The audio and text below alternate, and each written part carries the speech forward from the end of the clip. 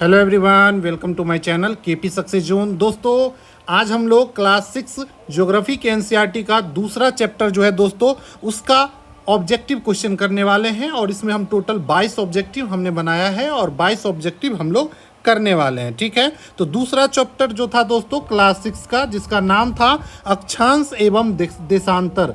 अक्षांश एवं देशांतर, तो उसका ये ऑब्जेक्टिव है। पहला चैप्टर जो है दोस्तों, उसका ऑब्जेक्टिव ऑलरेडी अपलोड है, तो अगर आप लोग उसको नहीं देखे हैं तो जाके प्लेलिस्ट में देख सकते हैं। ठीक है, साथ ही इसका जो थ्योरी क्लास है उसको भी अगर नहीं देखे हैं एनसीईआरटी का, तो प्लेलिस्ट में देखिए। 6 से लेकर 12 तक का थ्योरी क्लास भी चल रहा है, जिसमें क्लास 6, 7 और 8 कंप्लीट हो चुका है। ठीक है, 9th का क्लास आज पहला चैप्टर आएगा, 9th का थ्योरी क्लास ज्योग्राफी का, तो उसको भी आप लोग जरूर देखिएगा। और ये 6 का ऑब्जेक्टिव भी है, तो थ्योरी के साथ साथ ऑब्जेक्टिव भी कंप्लीट कराते चल रहे हैं, ताकि आने वाला जो भी एग्जाम है, चाहे TRE 3 का एग्जाम हो, और वैसे तो बिहार में और यूपी दोनों में बहुत ही बम्पर वैकेंसी आने वाली है, चूँकि चुनाव है 2025 में बिहार में, तो और यूपी में तो आप जानते ही हैं वैकेंसी का क्या कारण है। योगी जी अभी ट्वीट करके जानकारी भी दिए हैं, तो आप लोग अच्छे से तैयारी में लग जाएं और इसी तरीके से ज्योग्राफी को अच्छे से पढ़ लीजिए एक बार, फिर क्वेश्चन प्रैक्टिस करते रहिएगा। जितना भी प्रीवियस ईयर क्वेश्चन है उसको जरूर कीजिएगा प्रैक्टिस। ठीक है, तो चलिए आज का जो पहला क्वेश्चन है कि विषुवत अक्षांश कितना होता है। विषुवत अक्षांश कितना होता है, तो देखिए पृथ्वी को जो बांटा गया है उसमें 3 रेखा है। देखिए इसको जो 0 डिग्री अक्षांश रेखा है इसको बोलते हैं विषुवत बोलते हैं। तो इसका आंसर क्या हो जाएगा, तो 0 डिग्री, तो बी नंबर इसका आंसर सही है। ठीक है, उसके बाद 23.5 डिग्री उत्तरी गोलार्ध में जो रेखा है उसको बोलते हैं कर्क रेखा, और नीचे 23.5 डिग्री दक्षिणी गोलार्ध में हो जाएगा ये, इसको बोलते हैं मकर रेखा। ठीक है, तो इस सबको याद रखना है। कर्क रेखा कौन सा हो गया, ऊपर हो गया कर्क रेखा। देखिए भारत से होकर कौन गुजरती है, कर्क रेखा की मकर रेखा, कमेंट करके बताइए। देखिए भारत से कर्क रेखा गुजरती है। ठीक है, चलिए अगला क्वेश्चन जो है, जिस समय ग्रीनविच पर स्थित प्रमुख यमुनोत्तर पर सूर्य आकाश के सबसे ऊंचे बिंदु पर होगा, उस समय यमुनोत्तर पर स्थित सभी स्थानों पर क्या होगा। मतलब जब सूर्य जो है दोस्तों ग्रीनविच के सबसे ऊपर होगा, मतलब कि उस समय क्या होगा, तो उस समय जो समय होगा दोस्तों, मतलब ठीक ऊपर, मतलब यहाँ पर होगा, तो दोपहर का समय होगा। क्या होगा, दोपहर, मतलब सूर्य हमारे ठीक ऊपर कब होता है, तो जब हमारे ऊपर कब होता है सूर्य, तो ठीक ऊपर जब होगा हमारे ठीक ऊपर, तो उस समय हो जाएगा दोपहर। ठीक है, तो इसको याद रखेंगे दोपहर, और दोपहर में सबसे ज़्यादा धूप देखने को मिलता है। ठीक है, चलिए अगला क्वेश्चन है, उत्तर ध्रुव वृत्त स्थित है। उत्तर ध्रुव वृत्त जो है दोस्तों वो कहाँ स्थित है, तो उत्तर ध्रुव वृत्त जो स्थित है विषुवत वृत्त के 66.5 डिग्री उत्तर में।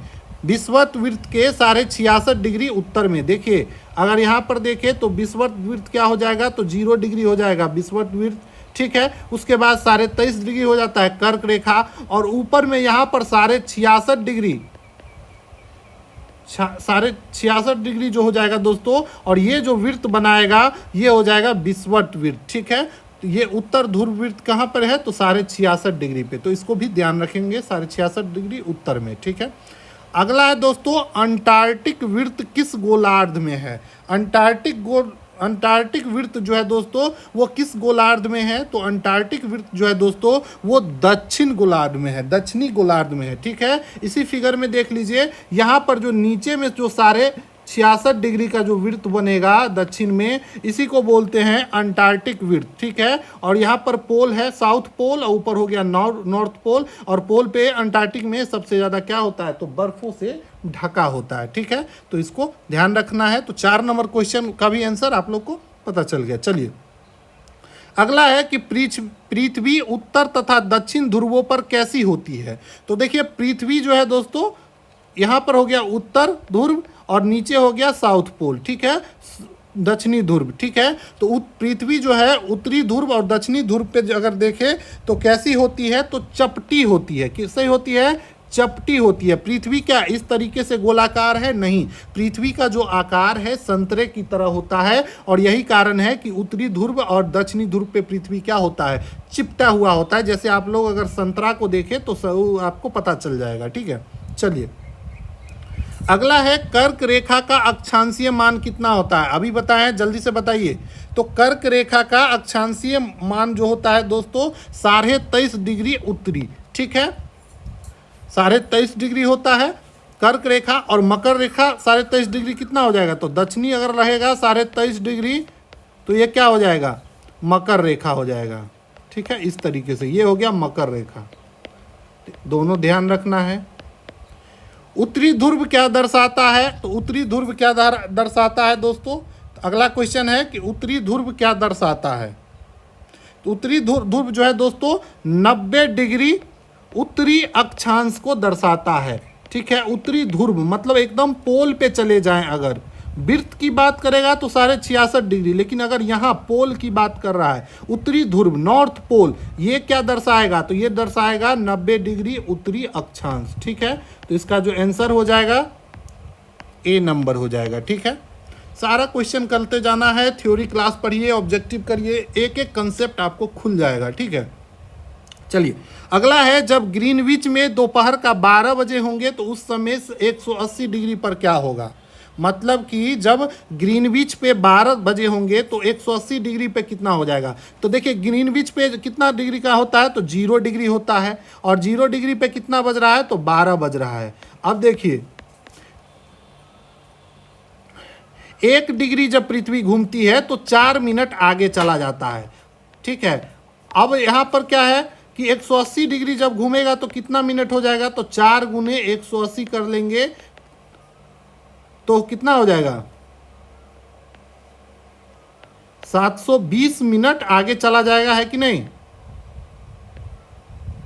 और इस तरीके से अगर इसका आंसर देखेंगे तो यहां से आपको दोपहर है ना, तो 12 घंटा आगे चला जाएगा, मतलब कि मध्य रात्रि हो जाएगा। तो इसको मतलब मिनट है, ये मिनट को घंटा में बदलेंगे 772 मिनट को, तो आपको क्या हो जाएगा? 12 बजे रात हो जाएगा। ठीक है, तो मध्य रात्रि हो जाएगा, तो इसका आंसर हो जाएगा ए नंबर। ठीक है, तो इसको ध्यान रखना है। अगला है विभिन्न यमुनोत्तर पर स्थित स्थानों का स्थानीय समय क्या होता है? विभिन्न यमुनोत्तर मतलब कि जैसे कि विषुवत रेखा एक यमुनोत्तर हुआ, या कर्क रेखा है तो उस कर्क रेखा पर स्थित विभिन्न स्थानीय समय का स्थानीय समय क्या एक ही जैसा होगा? तो इसके बारे में पूछ रहा है, तो नहीं, बिल्कुल अलग अलग होगा। ठीक है, क्या होगा? अलग अलग होगा। ठीक है, जैसे यहाँ पृथ्वी है और ये कर्क रेखा, तो क्या यहाँ पर अलग समय होगा? यहाँ पर अलग समय होगा, यहाँ पर अलग होगा, क्योंकि समय रेखा इस तरीके से बढ़ता है, इधर जाने पे बढ़ेगा, फिर इधर जाने पे घटेगा। तो इसी तरीके से ग्रीनविच देशांतर रेखा होता है, और इसमें ये आपको इधर से इधर जाएंगे तो वो हो जाएगा। ठीक है, अलग अलग होगा। अगला है दक्षिण ध्रुववृत्त स्थित विषुवत रेखा के किस में स्थित है? दक्षिणी ध्रुववृत्त जो है दोस्तों विषुवत रेखा के किस में स्थित है? तो इसका जो आंसर हो जाएगा वो हो जाएगा 66.5 डिग्री दक्षिण में। अब दक्षिणी ध्रुववृत्त की बात की गई है, उत्तरी ध्रुववृत्त तो उत्तर में बताए थे, और दक्षिणी ध्रुववृत्त क्या हो जाएगा? दक्षिण में। और कितना? तो 66.5 डिग्री, और कहाँ? दक्षिण। तो ये आपको बताए थे। अगर अगला है दोस्तों असम का धुबरी नामक स्थान कहाँ पर स्थित है? तो असम का धुबरी नामक जो स्थान है, इसकी चर्चा इस बुक में एनसीईआरटी, देखिए अब डायरेक्ट किसी एक जगह का पर्टिकुलर का पूछ दिया है, एग्जाम में पूछ देगा तो कहेगा यार कितना हार्ड क्वेश्चन बना है, लेकिन ये एनसीईआरटी में इसका जिक्र है। तो असम का जो धुबरी नामक स्थान है उसका बोले तो 26 डिग्री उत्तरी अक्षांश और 90 डिग्री पूर्वी देशांतर पर स्थित है। ठीक है, अक्षांश रेखा कैसे होता है? तो अक्षांश रेखा कुछ इस तरीके से होता है। ठीक है, इस तरीके से अक्षांशीय वृत्त बनता है।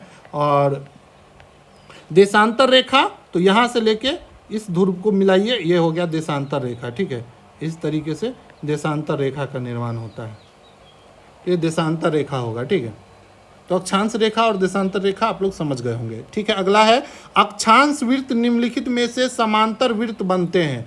तो अक्षांश वृत्त निम्नलिखित के समांतर वृत्त बनाते हैं। तो अक्षांश वृत्त किसके समांतर वृत्त बनाते हैं? तो विषुवत वृत्त के समांतर वृत्त बनाते हैं। जो अक्षांश वृत्त है वो विषुवत वृत्त के समांतर वृत्त बनाते हैं। आपको अभी बताए हैं, जो ये मान लीजिए ये विषुवत वृत्त है और इसी के समांतर वृत्त बनाते हैं कौन? तो अक्षांश वृत्त। और देशांतर वृत्त कुछ इस तरीके से होता है। ठीक है, तो इसको भी ध्यान रखेंगे।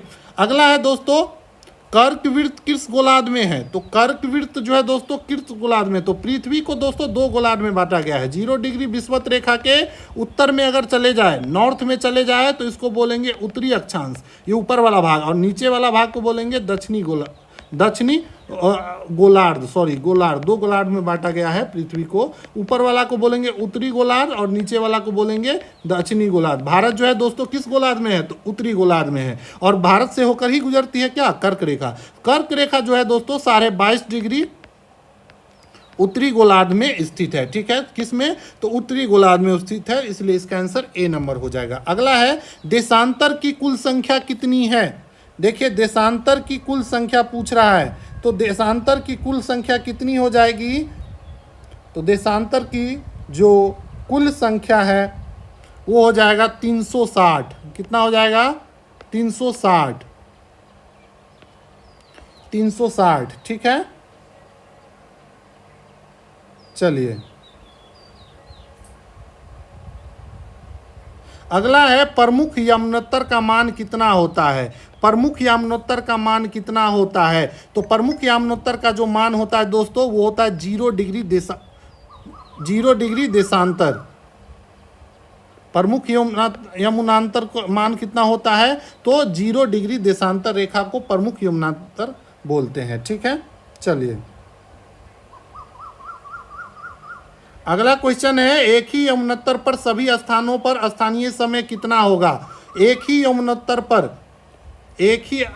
पर सभी जगह, देखिए जैसे भारत से होकर क्या है 82.5 डिग्री का कर्क रेखा देशांतर रेखा गुजरती है, इसी को भारत का क्या है? मानक समय बोलते हैं। मानक समय। अब देखिए मानक समय में चाहे यहाँ हो, समय क्या होगा? एक समान होगा। लेकिन अगर इस तरफ से इधर देखे तो क्या हो जाएगा? समय अलग अलग। मतलब कि इस लाइन पे अगर समय है तो एक समान होगा, लेकिन अगर इधर इस लाइन पे जैसे बढ़ेंगे इधर दाएं और बाएं तो क्या हो जाएगा? समय अलग होगा। और ऊपर नीचे देखेंगे तो एक समान। तो एक ही यमुनोत्तर की बात करें, यमुनोत्तर क्या होता है? तो देशांतर रेखा होता है। तो देशांतर रेखा पर एक समान होता है स्थानीय समय, लेकिन कर्क रेखा अक्षांश रेखा पर अगर बढ़ेगा तो एक समान नहीं होता है। ठीक है, चलिए जिस यमुनोत्तर रेखा के स्थानीय समय को भारतीय मानक समय माना गया है वो कौन सा है? देखिए कौन सा यमुनोत्तर रेखा है, मतलब कौन सा देशांतर रेखा है जिसको भारतीय मानक समय रेखा कहा जाता है? तो वो है दोस्तों 82.5 डिग्री पूर्वी देशांतर। ठीक है, तो इसको याद रखेंगे, 82.5 डिग्री पूर्वी देशांतर रेखा को हम लोग क्या बोलते हैं? भारत का मानक समय। और ये भारत के इलाहाबाद के नैनी से गुजरता है, तो इसको भी याद रखेंगे, भारत के इलाहाबाद के नैनी से गुजरता है। और भारत के अगर आप लोग पूर्वी और दक्षिणी, पूर्वी छोर में जैसे कि हो गया अरुणाचल प्रदेश, और इधर पश्चिमी छोर देखेंगे तो यहाँ पर है गुजरात, और दोनों के बीच का देखेंगे अंतर तो 2 घंटा का अंतर आपको देखने को मिलेगा। सूर्योदय जो है अरुणाचल प्रदेश में 2 घंटा पहले होगा, किससे? तो गुजरात से। ठीक है, और भारत से होकर जो गुजरता है वो 82.5 डिग्री पूर्वी देशांतर रेखा गुजरता है, जिसको भारत का मानक समय रेखा बोला जाता है। ठीक है, तो ये सारा पॉइंट आपको याद होना चाहिए। आगे है पृथ्वी के उत्तरी आधे भाग को क्या बोलते हैं? तो पृथ्वी का उत्तरी आधा भाग, अभी बताया है पृथ्वी को 2 भाग में बांटते हैं, उत्तरी गोलार्ध और दक्षिणी गोलार्ध। अब देखिए उत्तरी आधा भाग, तो उत्तरी मतलब ऊपर वाला नॉर्थ, तो इसको बोलेंगे उत्तरी गोलार्ध बोलते हैं। ठीक है, चलिए मकर रेखा का अक्षांशीय मान, देखिए कितना आसान क्वेश्चन है। तो मकर रेखा का अक्षांशीय मान कितना होता है? तो बताएं 23.5 डिग्री दक्षिणी। देखिए उत्तरी नहीं होगा, उत्तरी जो यहाँ पर अगर दो न हो के वो होता, मतलब उत्तरी होता 23.5 डिग्री, तो हो जाता क्या? कर्क रेखा। ठीक है, ध्यान रखना है। चलिए अगला है शीतोष्ण कटिबंध में तापमान क्या होता है। अब देखिए भारत को जलवायु में भारत पृथ्वी को जलवायु के आधार पर अनेक कटिबंध में बांटा गया है। जैसे कि यहाँ पर देख लीजिए, ये मान लीजिए पृथ्वी है और ये जो है दोस्तों 0 डिग्री देशांतर रेखा है, तो इसके आसपास क्या होगा, सबसे ज़्यादा गर्मी होगा और उष्ण कटिबंधीय क्षेत्र बोलते हैं। ठीक है, उसके बाद ऊपर जाएंगे तो यहाँ पर ये वाला क्षेत्र जो हो जाएगा शीतोष्ण कटिबंधीय क्षेत्र बोलते हैं। ठीक है, शीतोष्ण कटिबंधीय क्षेत्र। और फिर ये वाला जो हो जाएगा शीत कटिबंधीय। तो देखिए ये जो हो जाएगा शीत कटिबंध ध्यान रखेंगे ये। उसके बाद कुछ नीचे आएंगे तो ये वाला जो पार्ट देख रहा है ये है शीतोष्ण, और ये जो है दोस्तों ये है उष्ण।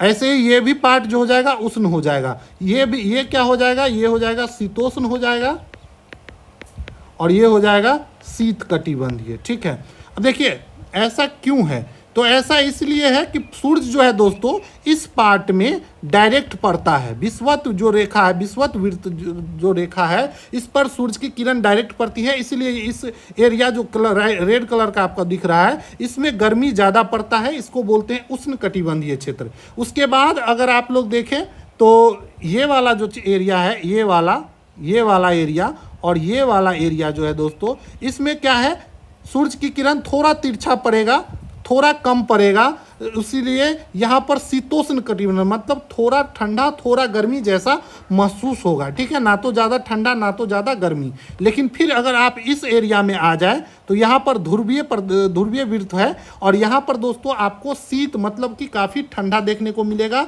और इसमें अंटार्कटिक और आर्कटिक आ जाता है, जहाँ पर 6 महीना का दिन और 6 महीना का रात होता है और बर्फ ढका रहता है। तो इस तरीके से हम जो कटिबंध में बांटे हैं उसको आप लोग देख लिए। ठीक है, तो शीतोष्ण कटिबंध पूछ रहा है में तापमान कैसा रहेगा, तो शीतोष्ण में क्या हो जाएगा, शीत और उष्ण दोनों रहेगा, तो यहाँ पर तापमान क्या हो जाएगा, मध्यम रहेगा। कैसा रहेगा, यहाँ पर तापमान हो जाएगा मध्यम हो जाएगा। ठीक है, चलिए उष्ण वाला में क्या हो जाएगा, गर्म, और शीत वाला में क्या हो जाएगा, ठंड।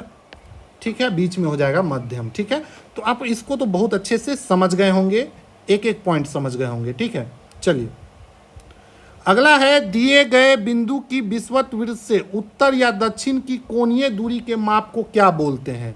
दिए गए बिंदु की विषुवत वृत्त से उत्तर और दक्षिण की तरफ का कोणीय दूरी को बोलते हैं हम लोग अक्षांश रेखा। क्या बोलते हैं, अक्षांश रेखा बोलते हैं। ठीक है, ठीक है, चलिए अगला है पृथ्वी का उष्णीय क्षेत्र कौन सा है। अभी बताइए, उष्णीय मतलब गर्म, तो गर्म क्षेत्र कौन सा है, तो उष्ण कटिबंधीय वाला क्या है, गर्म है, उष्ण है। उसके बाद शीतोष्ण वाला में क्या है, मध्यम रहता है टेम्परेचर। उसके बाद शीत कटिबंधीय में अत्यधिक ठंड होता है। तो इस तरीके से 22 का जो आंसर हो जाएगा ए नंबर हो जाएगा। ठीक है, तो टोटल 22 क्वेश्चन हम लोग कर लिए। क्लास 6 का ये दूसरा चैप्टर था। कल के क्लास में हम क्लास 6 का तीसरा चैप्टर का ऑब्जेक्टिव देखेंगे, और थ्योरी क्लास जो हमारा चल रहा है वो भी काफ़ी इंपॉर्टेंट है, उसको भी आप लोग ज़रूर देखिएगा और उसको अच्छे से पढ़ने का कोशिश कीजिएगा। ठीक है, तो चलिए मिलते हैं अगले क्लास में। और आज क्लास 9th का थ्योरी क्लास स्टार्ट होने वाला है ज्योग्राफी का, तो आप उसको भी ज़रूर देखें और अच्छे से पढ़ें। ठीक है।